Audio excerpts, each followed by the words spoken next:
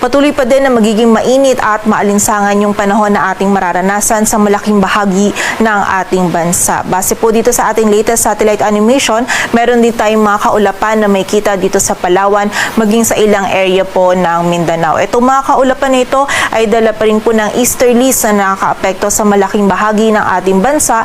And ngayong gabi, meron pa rin tayong mga ina-expect na mga scattered na mga pag-ulan dito sa Palawan, maging sa bahagi ng Zamboanga Peninsula, Misamis Occidental, Lanao del Norte, Lanao del Sur, at sa bahagi din po ng Basilan. Mostly, mga light to moderate po yung mga pag-ulan nito, but possible pa rin po yung mga short period or short duration ng malakas na pag-ulan. Kaya naman, doble ingat pa rin para sa ating mga kababayan sa posibilidad ng mga pagbaha at pagguho ng lupa. While for the rest of the country naman po, meron din tayong mga posibilidad ng mga biglaan, ngunit mga panandali ang pag-ulan lamang, dala pa rin ng easterlies. Sa ngayon, wala pa po tayong minomonitor na bagyo or LPA na maaaring makaapekto dito sa ating bansa.